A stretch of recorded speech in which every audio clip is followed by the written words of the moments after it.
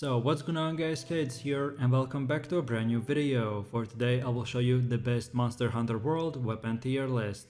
So this game in general has bunch of fun weapons that we can play, and we have very unique variety to choose from. But the big question is, which weapon can actually perform the best and do the highest damage and much more. So I've done bunch of testing and here's the new tier list that you've been waiting for. If this sounds interesting to you, then let's get right into it. So then moving over to the first weapon that gets to be in the S tier, and it is the Charge Blade. This is the most complicated melee weapon in the game, and the Charge Blade has two forms and a file system. The first sword and shield form is the default form, and it has nice blend of mobility, defense and attack. Its combos revolves around alternating between swift and charge strikes with the sword and then the occasional shield jab.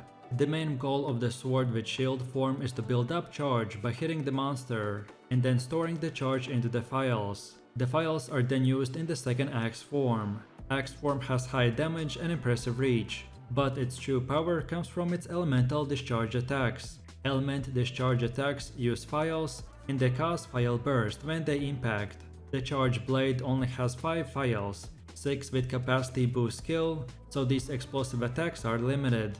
Overall, the sword with shield form is versatile with decent offensive and defensive capability, as well as excellent mobility. Then the axe form is capable of massive damage, then the guard points allow experienced hunters to stay protected, and finally the file effects can be accessed in both forms, and they provide extra damage and or stunning power.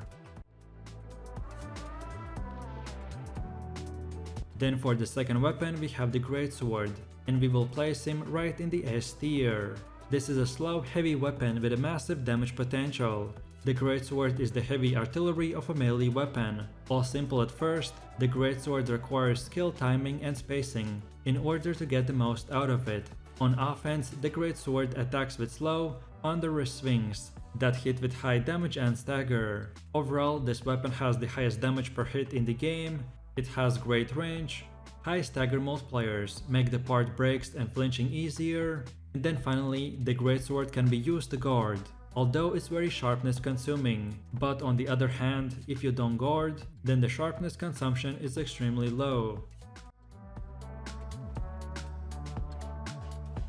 Then for the next weapon we have the Sword with Shield, and we will put him right in the A tier. This is the most versatile weapon in the game.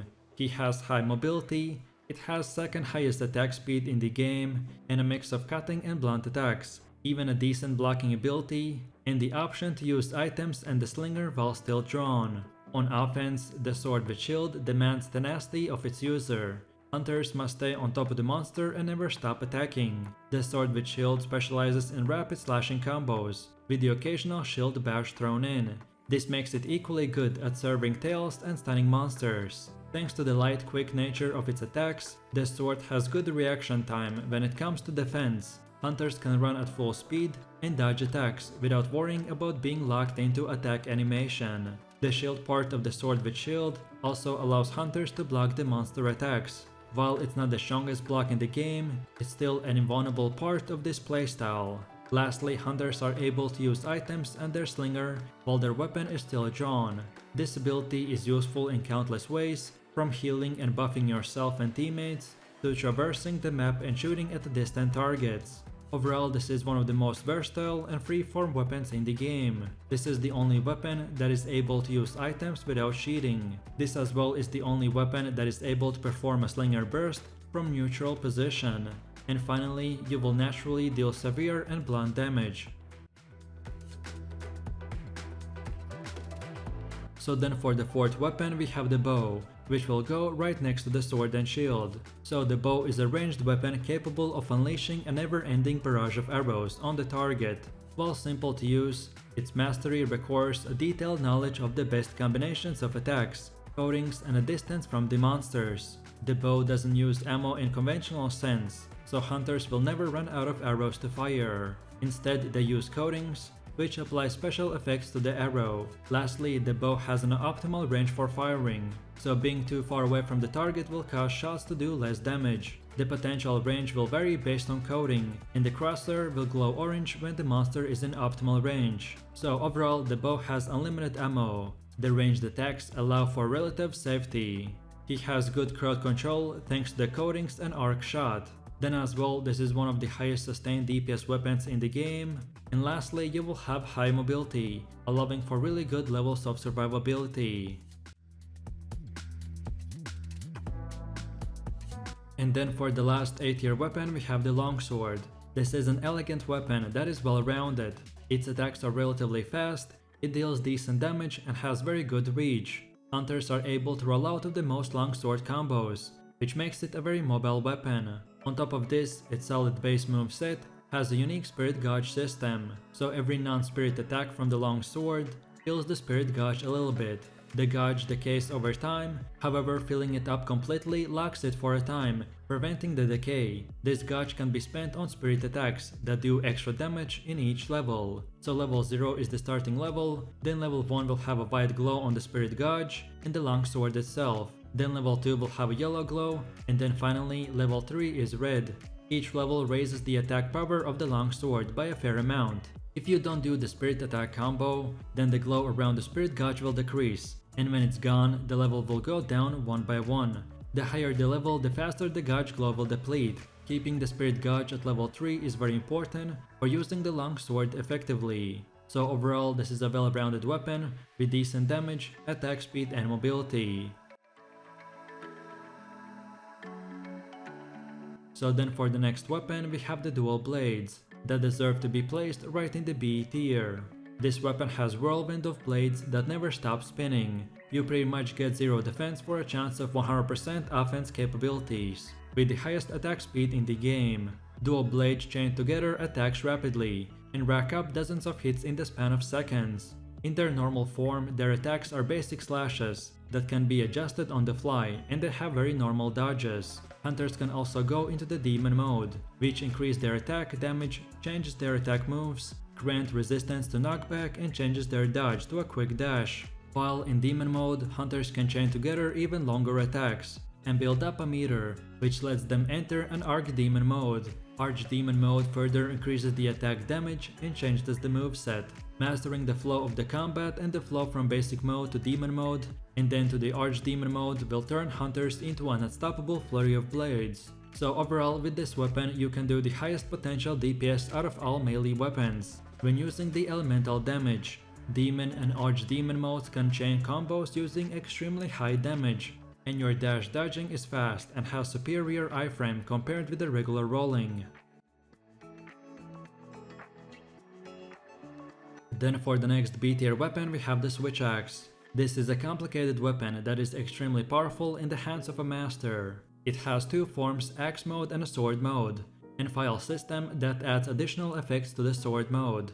Axe form has excellent reach and good mobility. It also is capable of rapid chain attacks that deplete stamina. Axe mode attacks can be combo and in a sword mode. Sword mode has rapid attacks with the added bonus of the file. So sword form is capable of elemental discharge attack, where the hunter thrusts the sword forward, then builds up a rapid hitting power, and then unleashes it in a massive explosion. Being in a sword form drains the file gauge, and then the elemental discharge takes the chunk out of it. The gauge will recover naturally in axe form, but if it gets too low, it will have to be reloaded before the sword form can be used again. And files can give bonus attacks, elemental attacks, status effects, or even drain a monster's stamina. So overall the switch axe has long combos, it has good reach and mobility in axe form, and then finally, the files can be used to add bonus effects for even more insane damage.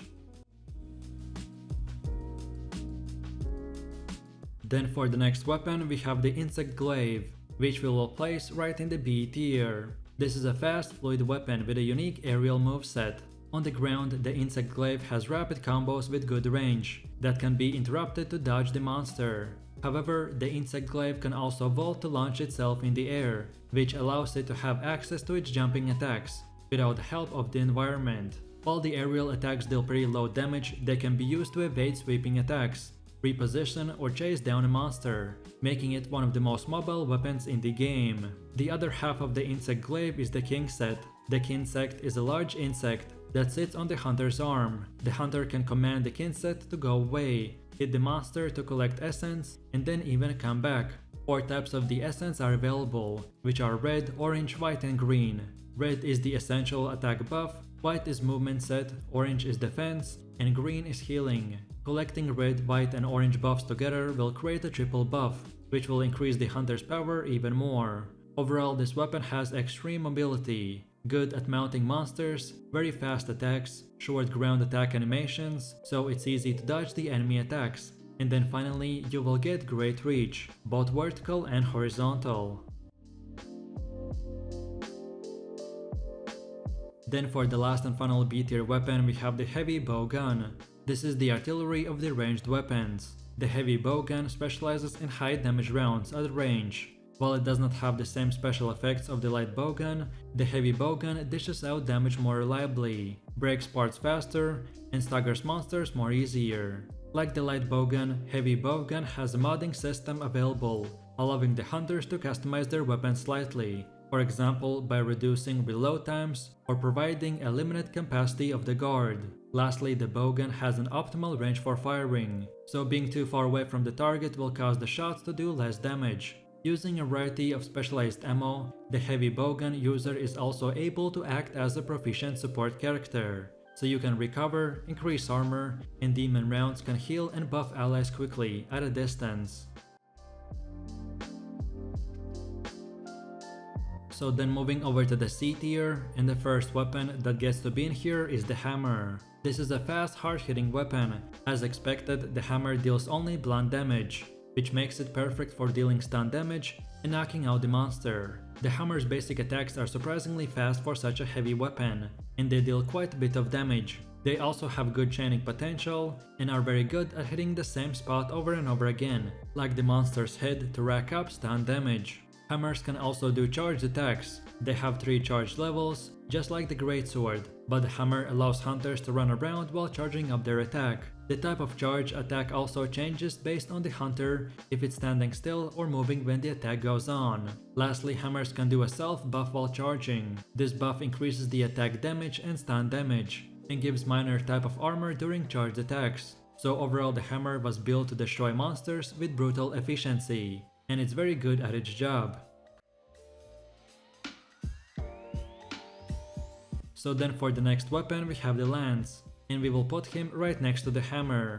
This is an unstoppable juggernaut weapon that is capable of going toe to claw with all but the strongest of monsters. Where the other weapons would falter or dodge, the lance blocks and retaliates. The lance shield is capable of blocking all but the strongest of attacks, and from the safety of the blocking stance, it can do a variety of attacks. With not blocking, the lance only gets stronger with the ability to charge forward and skewer the monster, hitting it repeatedly. The lance's basic attacks are accurate and long-reaching, allowing you to target enemies with ease. So overall, he has the best guarding ability out of all weapons. You will do precise attacks, which minimizes risk of bouncing on several notable monsters. And then finally, the lance is surprisingly mobile due to the guard dash and dash attacks. Then for the last C-tier weapon we have the light bowgun. This is the smallest of the 3 ranged weapons. Its small nature allows the hunter to repeatedly reposition and dodge incoming attacks. On offense, the light bowgun boasts the highest fire rate of the ranged weapons. It also specializes in support ammo, such as poison, paralysis, and recovery, meaning it can reliably inflict a variety of status effects on the monster while still dealing damage. Like the heavy bowgun, the light bowgun has an optimal range for firing, so being too far away from the target will cause the shots to do less damage.